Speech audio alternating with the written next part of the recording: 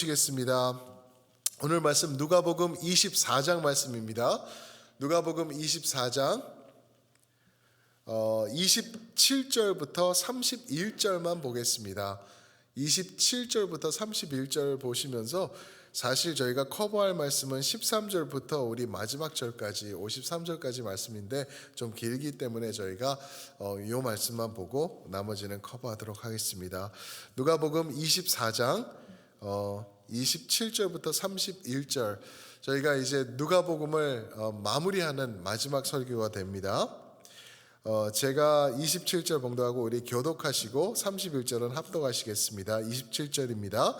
이에 모세와 모든 선지자의 글로 시작하여 모든 성경에 쓴 바 자기에 관한 것을 자세히 설명하시니라. 그들이 가는 마을에 가까이 가매 예수는 더 가려 하는 것 같이 하시니 그들이 강권하여 이르되 우리와 함께 유하사이다. 때가 저물어 가고 날이 이미 기울었나이다 하니 이에 그들과 함께 유하러 들어가시니라. 그들과 함께 음식 잡수실 때에 떡을 가지사 축사하시고 떼어 그들에게 주시니 함께 읽습니다. 그들의 눈이 밝아져 그인 줄 알아보더니 예수는 그들에게 보이지 아니하시는지라. 아멘. 지금 읽은 말씀과 우리 13절부터 53절 말씀을 가지고 제목을 믿어지시나요? 라는 제목으로 잡아봤습니다. Believable? 믿어지시나요? 라는 질문이 있는 말씀이죠. 오늘 말씀을 보시면은 이 마지막 장이 누가복음이 어떻게 마무리하나가 나와 있는데 이제 스토리가 어떻게 되냐면은 두 제자가 길을 걸어갑니다. 이때가 언제냐면은 예수께서 십자가에 못 박혀 죽으시고 그리고 부활하신 후에 이 구절을 보면은 24절 말씀을 보면은 이제 무덤이 비었다더라라는 말까지 전해 들은 제자들이에요. 그들이 길 가면서 이 일어난 일을 다 이야기하고 있는데 호련히 예수님께서 옆에 나타나셔서 말씀하시죠. 말씀하시면서 같이 가고 지금 이 오늘 읽은 말씀을 보면은 예수님인 줄을 모르는데 뭔가 특별한 사람인 줄을 알고 예수님을 집으로 모시게 되죠. 그래서 식사도 하고 그러는 모습이에요. 그런데 그렇게 예수님을 접하지만 예수님을 알아보지 못했던 이 제자들인 것을 봅니다. 이 말씀을 가지고 우리가 누가복음을 마무리하고 있는데요. 누가복음이 어떻게 쓰여진 말씀인지 아마 기억하실 거예요. 제가 여러 번 반복해서 말씀드린 게 누가복음은 이방인이었던 사도 바울의 confidant 그리고 같이 사도 바울과 동행하던 누가라는 하나님 예수님의 제자죠. 누가가 쓴 글입니다. 이방인이었죠. 유일하게 성경을 쓴 이방인이라고 누가를 말할 수가 있겠죠. 의사였죠.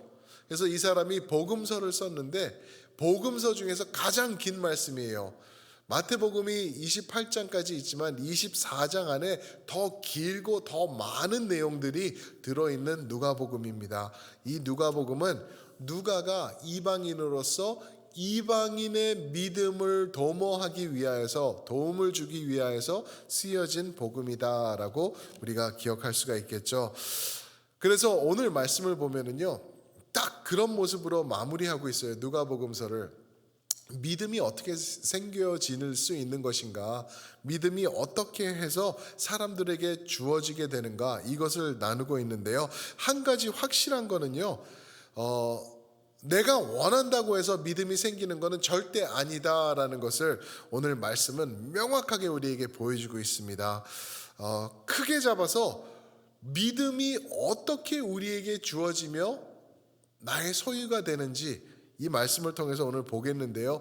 지난번에 말씀드린 대로 히브리서 11장 하면은 믿음의 거장들이 16명이 나오는 아주 믿음의 핵심장이라고 볼 수가 있죠. 믿음의 거장들이 나와요. 그런데 믿음의 거장들이니까 이 사람들이 뭐 특별한 사람이었나? 그렇지 않아요. 거기는 아브라함도 있고 귀한 사람도 있고 모세도 들어있고 그런데 그 사람들이 특별했던 사람들이 아니라 특별하신 하나님이 그들을 손수 뽑으신 거예요. 그랬을 때 그 사람들이 하나님의 특별한 주어지시는 믿음으로 온전한 믿음의 주인공이 돼서 결국에는 히브리서 11장에 그 믿음의 거장, 믿음의 자이언트들로 들어갈 수 있었다라고 말할 수가 있죠. 그런데 이제 12장이죠. 11장 다음 12장의 2절에 가시면은 믿음의 주요, 믿음을 온전케 하시는 예수 그리스도라라고 말씀하십니다. 아브라함, 모세, 사라, 라합 이런 사람이 아니라는 거예요. 그 사람들에게서 나타난 게 아니라 믿음은 믿음의 주요, 그 믿음을 또 완전케 온전케 하시는 예수님께서 주관하신다, 주신다라고 말씀해주고 계시는 거죠. 그래서 믿음의 주체는 예수님인 것을 알 수 있는데 오늘 말씀해 보면은 좀 더 정확히 믿음이 우리 삶 가운데 어떻게 생길 수 있나, 어떻게 생기는지 보여주는데 첫 번째가요, 예수님께서 우리 눈을 열어주실 때 믿음이 생깁니다. 예수님이 눈을 열어주셔야지만 우리가 믿음이 생길 수 있는 것입니다. 오늘 말씀 보시면은 이제 16절 말씀을 보시면은 이렇게 나오고 있죠. 그들의 눈이 가리어져서 예수님을 알아보지 못하거늘 이라고 나오고 있습니다.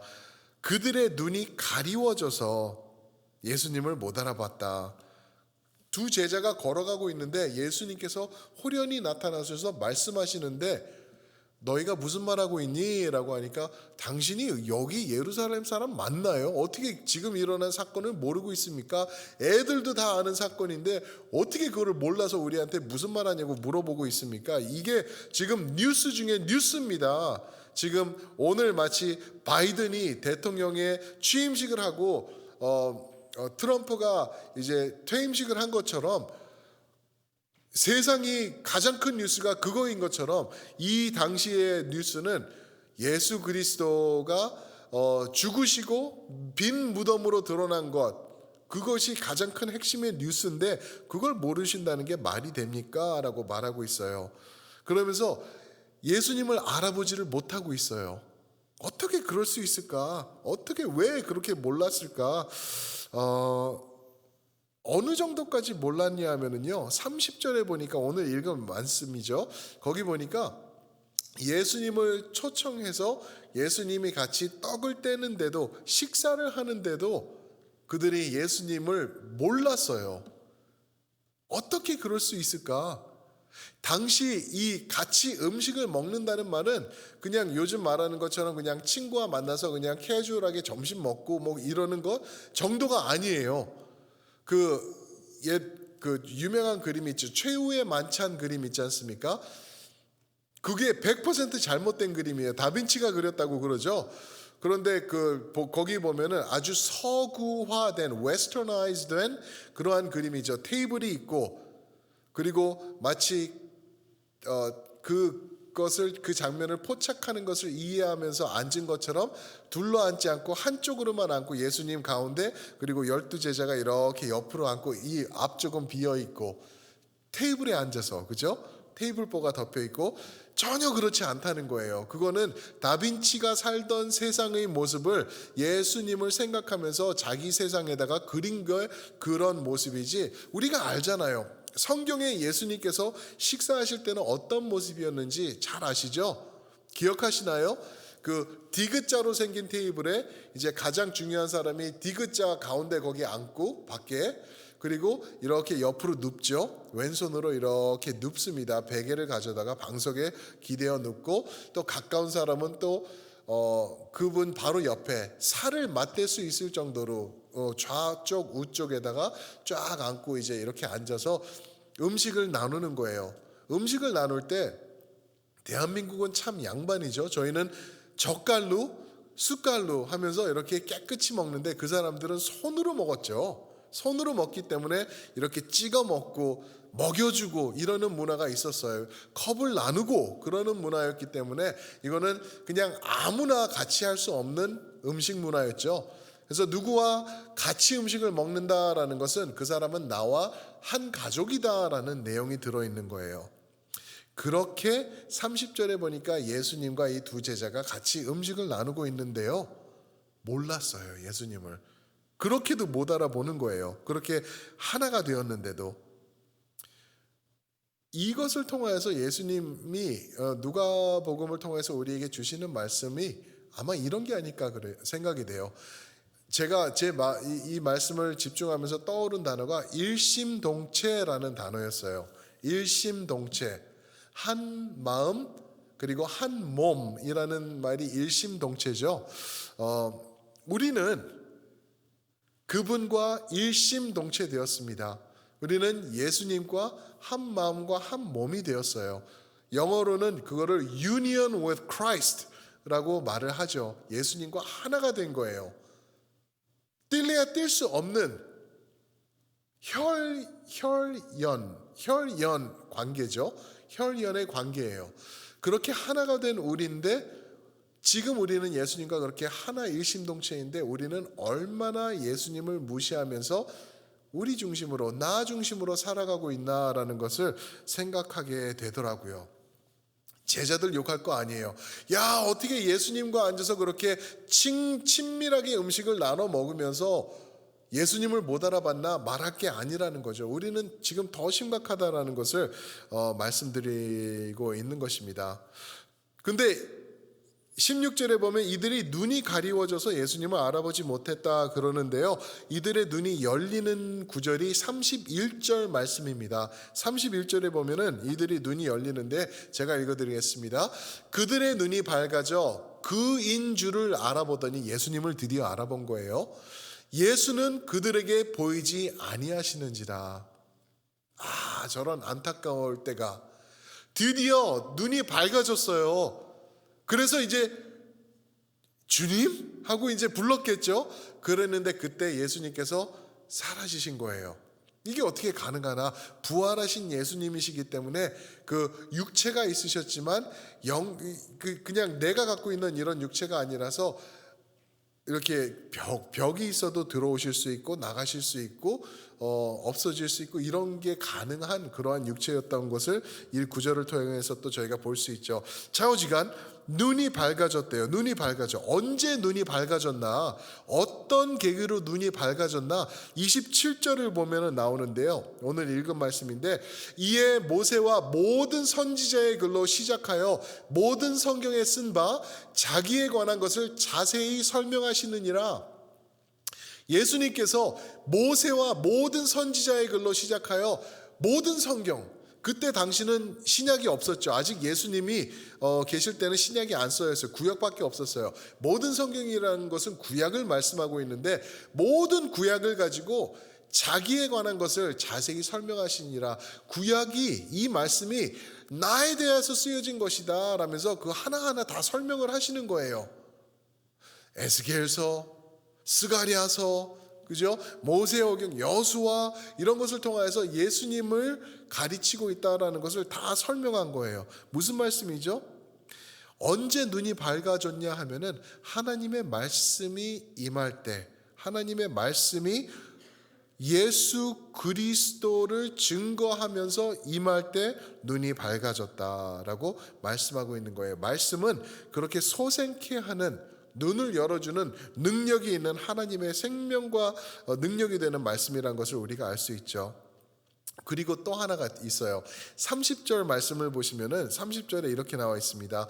그들과 함께 음식 잡수실 때에 떡을 가지사 축사하시고 떼어 그들에게 주니 31절 그들의 눈이 밝아져.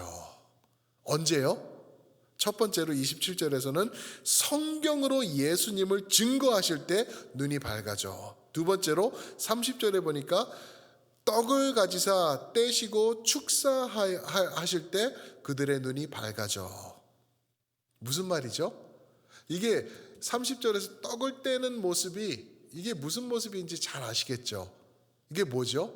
성찬식이에요. 성찬식. The Lord's table. 예수님과 함께하는 성찬식, 예수님께서 잡히시기 전날 이거 하면서 나를 기념하라 라고 명령하신 성찬식을 예수님께서 떡을 떼시면서 하신 거예요. 그러면서 이거를 먹으라 하고 줄 때 이들의 눈이 어떻게 됐다고요? 밝아졌다라고 말하고 있는 거예요. 무슨 말이죠? 성찬식이 의미하는 것을 통하여서 이들이 눈이 밝아졌다라는 거예요. 성찬식이 의미하는 것은 union with Christ, 예수님과의 일심동체, 그거를 말하고 있죠. 예수님의 몸을 먹고 예수님의 피를 마실 때 내가 예수님과 뛸래야 뛸 수 없는 관계가 되는 것, 주님과 하나가 되기 때문에 내 자신을 살피고 먹는 것, 함부로 할 수 없는 몸이 되기 때문에, 일심동체가 되기 때문에 더 조심하면서 주님과 하나 되는 것, 그것을 말하는 게 성찬식이라고 말할 수 있죠. 언제 눈이 열어질 수 있냐고요? 눈이 열려야지만 내가 믿음을 가질 텐데 언제 그게 가능한가요? 예수님의 말씀이 나에게 임할 때, 내가 말씀을 받아들일 때, 27절 그리고 30절 보시니까 어떻게 해요? 예수님과 일심동체가 되어갈 때 내가 믿음이 생긴다, 눈이 열어진다라고 말씀하고 계십니다.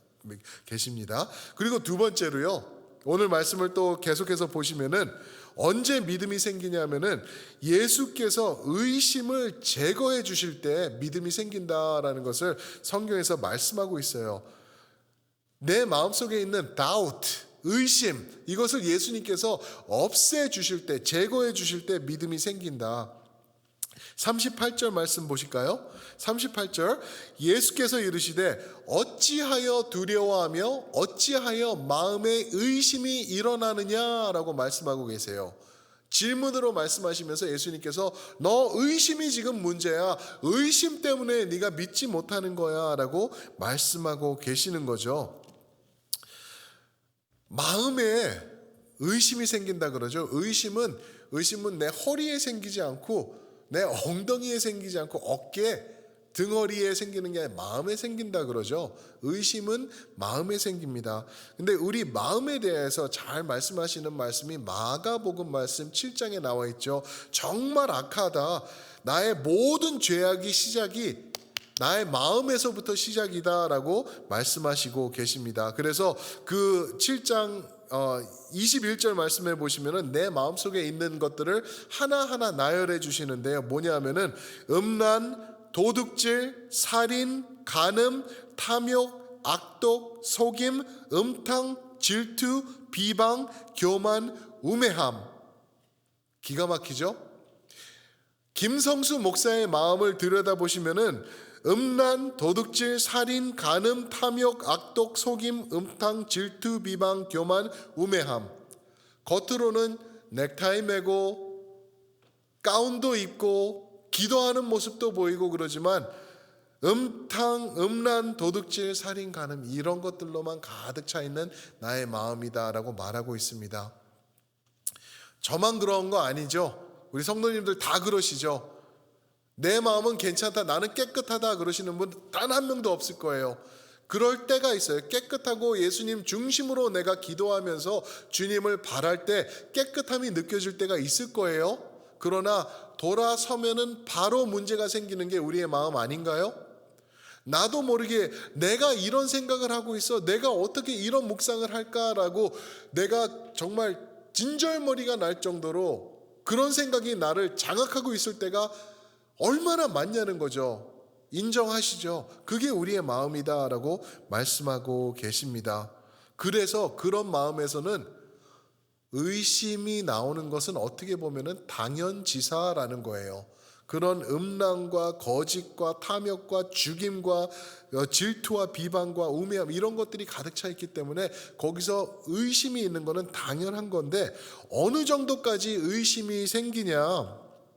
39절 말씀 한번 보실까요? 39절 예수님께서 이제 왜 너희가 의심이 있냐 하면서 하시는 말씀이 39절인데 내 손과 발을 보고 나인 줄을 알라. 또 나를 만져보라. 영은 살과 뼈가 없으되 너는 너희 보는 바와 같이 나는 있느니라. 무슨 말이죠? 나 손 봐. 못 박혔던 자국 보이지?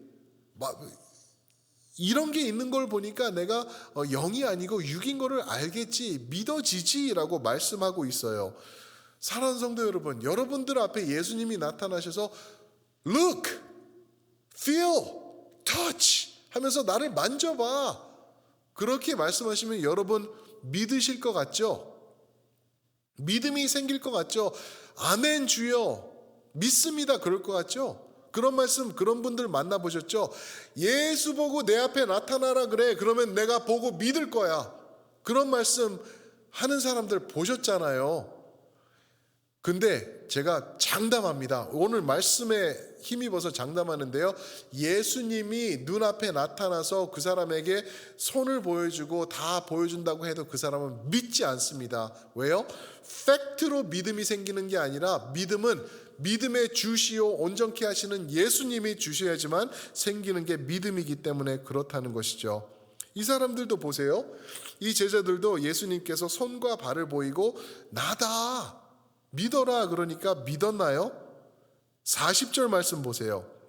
이 말씀을 하시고 손과 발을 보이시나 41절 그들이 너무 기쁨으로 아직도 믿지 못하고 놀라게 여길 때에 보셨나요? 예수님이 나타나셔서 손과 발을 보여주셨어요. 눈앞에서 내니 이게 나다 믿어라 제발 그랬더니 그들이 기쁨으로 아직도 믿지 못하고 놀라게 여길 때에 이르시되 무슨 먹을 것이 있냐 하시니 무슨 말이죠? 예수님께서 너희들 진짜 너희들은 안 되는구나. 먹을 거 갖고 와봐. 내가 먹는 것까지 내가 보여줄게 라고 말씀하고 계시는 거예요. 무슨 말이죠? 우리는요 의심으로 가득 차 있는 유다 같은 우리들이라는 것을 우리가 깨달아야 되는 거예요. 우리는 예수님이 보인다고 믿을 수 있는 믿음이 1도 없는 사람들이에요. 그래서 겨자씨만한 믿음이 있으면 산을 옮길 것이다. 바다에 빠지라 그러면은 그렇게 될 것이다 라고 하신 말씀이 여기서 나온 거예요. 너는 그런 믿음도 없다라고 말하는 거예요. 그래서 주님께서 하시는 게 무엇이죠? 우리의 마음에 있는 가득 차 있는 이 우리의 그 마음의 음란, 도둑, 살인, 간음, 탐욕, 악독, 속임, 음탕, 질투 이런 것들을 다 없애주시고 믿음을 심어주시는 분 그분이 계셔야지 우리가 드디어 믿을 수 있게 된다라고 오늘 말씀을 통해서 저희에게 짚어주시는 것입니다. 첫 번째 어떻게 믿음이 생기나요? 예수님께서 우리 눈을 열어주셔야지 가능하죠. 두 번째 우리 마음속에 있는 이 음탕한 죄악으로 득실득실한 곳에 예수님께서 찾아오셔서 심어주시고 의심을 제거해 주실 때 믿음이 생길 수 있다라고 말씀하시는 것입니다. 세 번째 마지막으로 세 번째 오늘 말씀을 보시면은 예수께서 마음을 열어주셔야 우리가 믿을 수 있게 된다라는 것을 말씀하십니다. 예수님이 마음을 열어주셔야 내 마음인데 내가 열면 되지? 아닌걸요. 예수님께서 열어주셔야지만 우리가 예수님을 믿게 된다라는 게 44절 45절에 나와 있습니다. 제가 봉독해 드리겠습니다. 또 이르시되 내가 너희와 함께 있을 때에 너희에게 말한 바 곧 모세의 율법과 선지자의 글과 시편에 나를 가리켜 기록된 모든 것이 무엇을 말하고 있죠? 성경 구약을 말하고 모세오경 율법 그죠? 그리고 선지서들을 말하고 있는 거예요. 그런 것들이 가리켜 기록된 모든 것이 이루어져야 하리라 한 말을 그 말이 이것이라 하시고 이에 그들의 마음을 어떻게 하였다? 마음을 열어 성경을 깨닫게 하시고 라고 말씀하고 있습니다. 어떻게 해요? 마음을 열어 성경을 깨닫게 하셨다 말씀하여 주시는 것입니다. 마음을 여는 분이 누구라고요? 김성수 목사요? 여러분 자신이요? 아니요. 오직 예수님이십니다. 나의 마음을 주장하시고 내가 예수님 앞에 나와서 주여 나는 죄인이로소이다. 주님 없이는 나는 할 수 없습니다. 라는 그러한 열린 마음이 어떻게 가능한가요? 내가 교회 다니고 30년 말씀을 접하다 보니까 마음이 열리더라? 내가 직분을 받고 대표기도 하고 또 섬기다 보니까 마음이 열리더라? 내가 교회에서 인정받고 나아가서 많은 봉사하고 고아와 과부들을 돌보니까 마음이 열리더라? 아니요. 예수께서 열어주실 때 마음이 열리더라라고 우리에게 명확하게 말씀하고 계시는 것입니다. 말씀을 접할 수 있도록, 내가 소화할 수 있도록 열어주신다는 거죠. 자아 점검을 하는 질문을 하나 드려보겠습니다. 나는 하나님 말씀 앞에 어떤 모습을 취하고 있습니까? 생각해 보시기 바랍니다. 나는 하나님의 말씀 앞에 어떠한 모습, 어떠한 자세를 취하고 있나? 지금 이 질문에 답하는 것이 여러분들이 예수님 앞에 온전한 믿음을 가지고 있는지 아니면 가짜 믿음인지 그거를 명확하게 알려주실 수 있는 질문이다라고 말할 수 있습니다. 예수님의 말씀, 모든 말씀은 예수님을 가리키고 있는데 그 말씀을 여러분들께서 받아들이시고 있으십니까? 그 말씀 앞에 아멘으로 믿고 나가시고 계십니까? 그 말씀을 접하시면서 읽어내시고 계십니까? 아니면은 한마디로 그냥 흘려보내고 계시지는 않으신지, 어떤 모습으로 내가 말씀을 접하고 말씀 앞에 다가가고 있는지 그것을 생각해 보시면은 답이 나온다는 거죠. 찬송가 199장이더라고요. 나의 사랑하는 책. 비록 이렇게 낡았고 헤어졌지만 어머님 앞에서 읽던 그 말씀, 귀하고 귀하다. 나의 사랑하는 책이래요. 사랑하는 성도 여러분, 이 책 사랑하십니까? 나의 생명이 되신 주가 되신 예수 그리스도를 증명하고 있는 이 말씀, 내가 온전히 접하고 계시는지 질문드리고 싶습니다. 믿음은요, 원한다고 생기는 게 전혀 아니죠. 전적으로 하나님의 선물이다라고 에베소서 2장에서는 말씀하고 있고요. 히브리서 12장 2절에서는 믿음의 주인은 예수님이고 그분이 perfecter, 믿음을 온전케 하시는 분이다라고 말씀하십니다. 그분 앞에 믿음 달라고 기도하셔야 됩니다. 나는 수십 년 교회를 다녔기 때문에 믿음이 있어. 천만에요. 나는 교회에서 직분을 받았기 때문에 믿음이 있어. 무슨 말이야? 내가 누군데? 내가 집사인데? 내가 권사된 지가 얼마나 오래됐는데? 내가 장로로 섬긴 지가 몇 년인데? 천만의 말씀이요. 내가 목사인데? 천만의 말씀입니다. 정확히 진단하시길 주님의 이름으로 부탁드립니다. 어떻게 진단할 수 있을까? 딱 두 가지입니다. 예수님과 그분의 말씀이 어디 있는지 나의 삶 가운데, 그거의 답이 여러분들을 정확하게 진단해 주실 것입니다.